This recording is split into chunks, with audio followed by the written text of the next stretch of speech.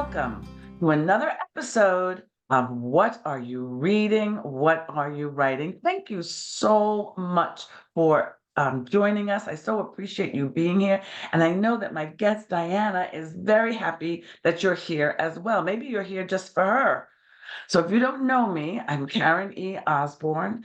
I am the author of 4 novels. I write fiction, but today we are talking about nonfiction. And you know that if some of you watch this regularly, you know that I do love bringing on nonfiction writers as well. And Dianna helped me pronounce her name 3 times, and now I'm worried. So, but I'm going to now, even though didn't I practice it, Dianna? Didn't you hear me You practice did. it? And you said Kokoszka, absolutely correct. Now, thank you. That was lovely, Dianna Kokos. And let me tell you a little bit about her, and then she's going to tell you all about herself. So, she is a keynote speaker. She is a coach, an entrepreneur, and she wrote this amazing book called, just listen to this title, Becoming More. Dianna, could you show us? Look, I see you have a copy of the book on your shelf. Yes, it's right here. Yeah, Becoming just show more, you everybody the can't get cover. to better. Pardon me? Can you show everybody the cover? Let's show the cover of it. Yes, Look at ma'am. that. Isn't that beautiful? Becoming More, and has wonderful reviews. And this review caught my eye.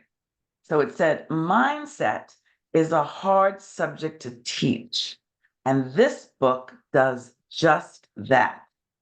It is a perfect foundation to teach people how to think in order to thrive in life and become more. Diana's simple models teach people how to allow transformation in their life and how to learn from their failures. We were just talking about that, learning from, before we came on, we were talking about learning from mistakes, failing forward, right? So tell us, Absolutely. give us a little sense of who you are. Help the audience just have a little bit about your background before we talk about the book. Well, first of all, Karen, thanks for even having me on because I love to share and add value to other people. A little bit about me is I started working at 5 years old. My parents had a family-owned grocery store in a very small town, the only grocery store, so you got to meet everyone. I was over the magazine rack. And when someone would come in, they would pick up a magazine. Let's say it had a car on it. My dad taught me to say, oh, if you like that one, you should buy these others. And I would gather all the ones with cars on it and hand it to him, right? And so I knew that you could always add on to whatever anybody wanted. When I graduated at 8 years old to the cash register, actually had to have a little step stool to punch the buttons into it. Literally, as you came through, Karen, if you had ice cream in your cart, we were taught to say, oh, do you need chocolate syrup or caramel or whipped cream and cherries to make sundaes? And if they go, oh no, well, how about cantaloupe? That's really good with ice cream. In essence, we were to add value to anything that they were doing. Now let's fast forward. I went to college, sold um, home care products, worked in the physics lab, and did telemarketing. Well, I loved physics because I learned about energy. And I ended up going into real estate of all things. It was so much fun.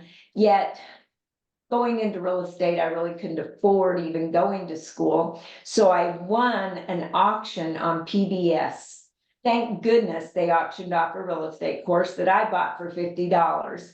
And the next morning I woke up, Karen, couldn't afford a babysitter. I thought, what in the world did I just do, right?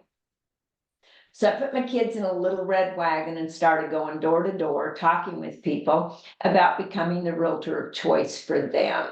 Well, my first year, I sold 104 homes, and people kept going, you can't do that. And I go, what do you mean? I just did it. And see, no one ever told me that you couldn't do something like that. And I think sometimes people put limitations on us because we listen to them. And instead of thinking, what we could do. Well, I went on to become CEO of Keller Williams Realty International, their MAPS coaching and training company, which became the largest coaching company in real estate in the world and the most profitable one. Also, we took #1 training company 5 years in a row, which was very exciting because now Keller Williams is in the Hall of Fame of training companies with T125. So I've been very, very blessed. I now sit on a board of directors with John Maxwell. In fact, John wrote the foreword for my book. And I'm more into philanthropy, even though I've started doing some courses. Uh, I mean, I can't sit still. I guess that's the best way to say it, Karen. I just can't sit still. I just want to keep helping people. Beautiful, beautiful thing. When you were telling me about going door to door with your baby, my grandmother did that. My grandmother on my mother's side, she started her real estate business, pushing these two babies in the pram and knocking on doors. And I love that story. It's both someone not telling you you can't, that you knew you could, that you took your kids with you. You didn't let that be an obstacle, like, "Oh, what am I going to do?" I love that story. So, you have written, a book, that makes huge and inviting promises. You make Yes, it you does. make some big promises, right? And, so tell us about, like, what you're trying to accomplish through becoming more. Well, first of all, to give people hope that they can become more, because the world, I believe, has a heavy hand that wants to kind of hold you back sometimes. And I mean, most would think that becoming more refers to a journey of personal growth and self-improvement and self-development. Yet it's more than just this. It's about training our brain to a new way of thinking. Most people don't realize they've trained their brain to the way that they're thinking right now, which automatically means we can train it to a new way of thinking. And many people get stuck in those limiting beliefs and limiting emotions, which bring on anxiety and stress. And I was reading the other day, Karen, about the Institute of Stress, where they said 94% of American workers right now is feeling stress from their job. And I'm going, oh my goodness, we have to help them because anxiety brings on stress, and that runs the way that we think, and the way that we think runs the way that we act, and the way that we act brings the results that we want. And then if we don't get the results we want, Karen, we go back into anxiety and stress. And I think it's running rampant in the world right now. For we have emotions that limit us and emotions that liberate us. And I came up with this model. It's called Becoming More Model. And the bricks of this model, much like John Wooden's success triangle, Mhm. each of those bricks laid one upon another brings success. Well, this is how the brain works. And I took it to the medical field and to psychologists, and I couldn't get anybody to say that it was incorrect. So I knew I had something.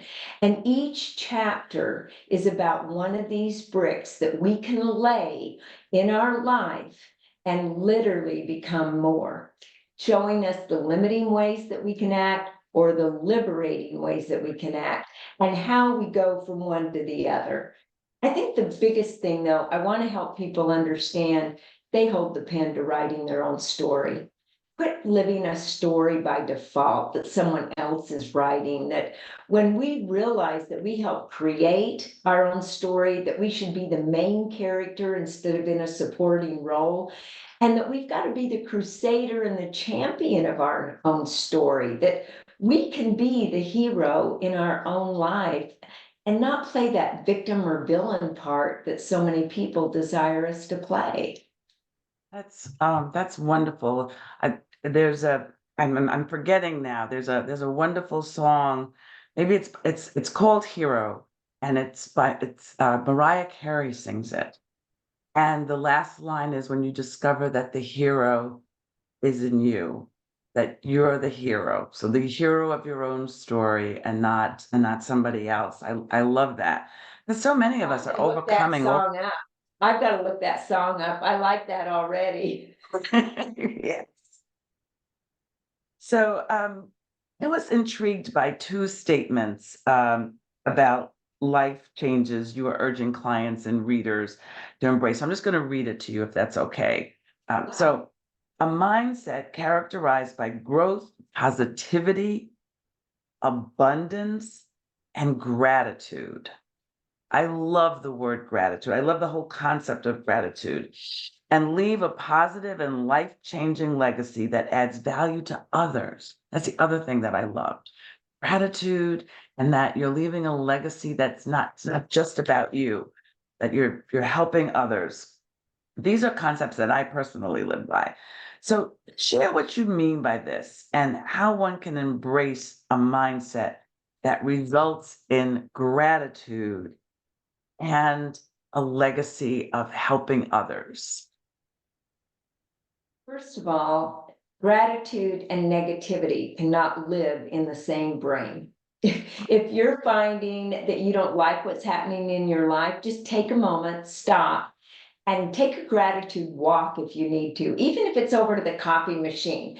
Just think of the things that you're thankful for as you go over to the coffee machine, and on the way back, actually give gratitude for those things, and you'll find that you feel a whole lot better, right?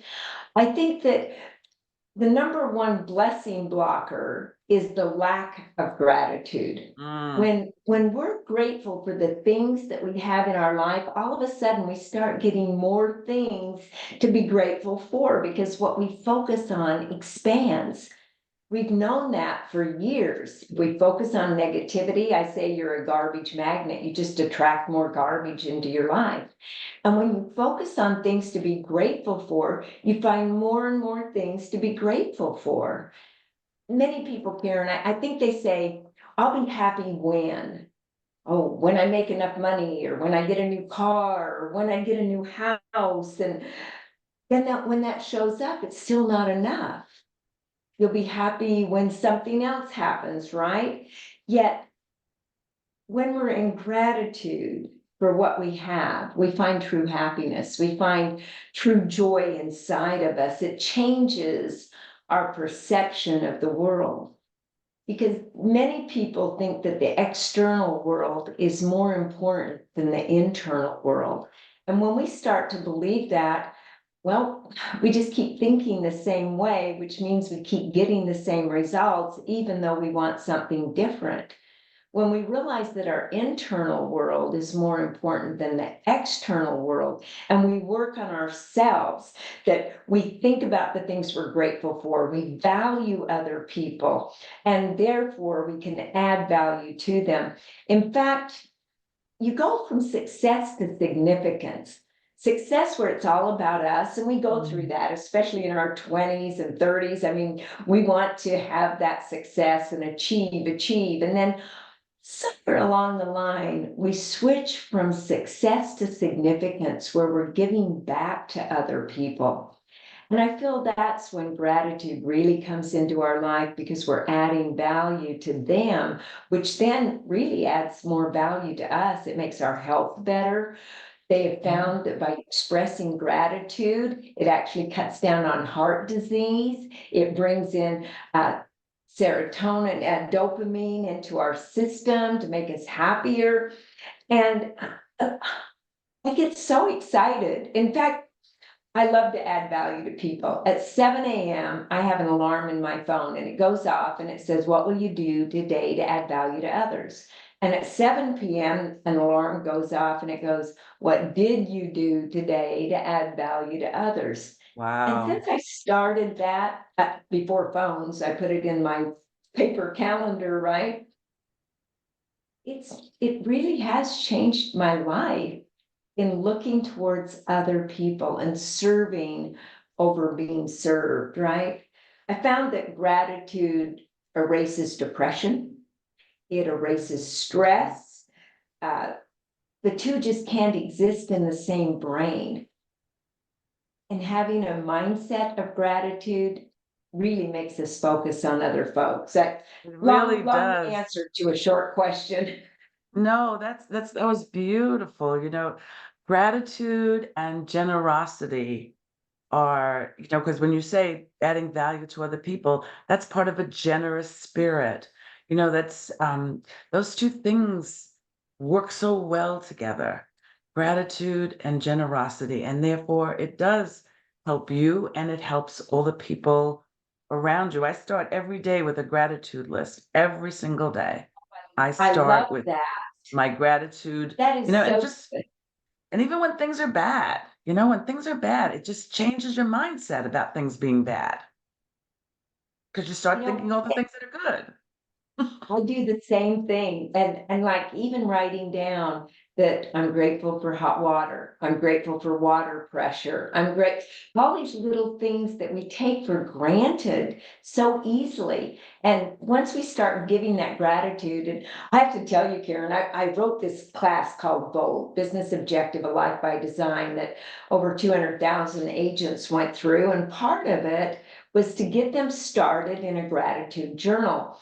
Well, during the class to get them going, we said, write down 5 things you're grateful for. And then I'd walk around the class, and of course, this one lady was sitting there and she had her pen up to her chin and she was just kind of looking up. And I go, is there something I could help you with? And she said, well, I'm just having trouble thinking of anything I'm grateful for. Oh, I literally, I was like, my head said, are you kidding? While my mouth said, well, let's take a moment and think about this. What about that pen? Without that pen, could you write? Well, I'd just get another one. Well, what if pens didn't exist? Oh, well, then I guess I couldn't write. Oh, well, that might be something you're grateful for. What about clothes? You do have them on today. Well, yes, of course I'm gonna wear clothes, yet, well, what if you didn't have those clothes? Could you possibly be grateful for those? And I found myself kind of helping her, and yet I gotta tell you, I went into judgment for that minute, like, "Well, shit, you yes. don't have some." Exactly right. So I have to be mindful of our time. I could talk to you all afternoon, but this show is what are you reading? What are you writing? So could you talk to us about some books that have had an impact besides your amazing books? What what books have had an impact? Maybe just give us one or two examples. Just recently, right now, I'm reading The Ultimate Sales Machine by Chet Holmes and Amanda Holmes' daughter. I really enjoyed that book because I've been helping a lot of salespeople over the years. And then, of course, all of John Maxwell's books, I own all of them. And his latest one, the 16 communication laws of communication, is fabulous. Of course, his next book is The High Road Leader, and getting tidbits of that early have been real fun. So I love leadership books, sales books, business books. And I have to tell you, I do read fiction from time to time, and I'm definitely going to read one of yours because I like the titles of them. Well, thank you. Thank you so much. If our audience wants to find you, they want to find out more about your books, they want to find out more about you, they want to be in touch, how can they find you? Well, they could go to becomingmorebook.com, and they can actually get a free chapter, the energy chapter that I like the best. I'm giving away free. There's a mindset assessment that they can take to find out where their mindset is. They could also go to moretraining.com. John Maxwell and I are putting on an event where we are giving all of the profits to help buy books for kids, which will be a fabulous event. And they can go to Facebook, Dianna Kokoszka, Dianna with 2 N's, and Kokoszka, Kokoszka, Instagram, Dianna.Kokoszka. So love to connect with everyone. And of course, I'm on LinkedIn as well. When you do go and find Diana, and I hope that you will, and I hope you will also buy her book, please let her know that you met her on What Are You Reading? What Are You Writing? Thanks, everybody, so much for being with us, and I will see you next week. Bye, everyone. Thank you, Karen.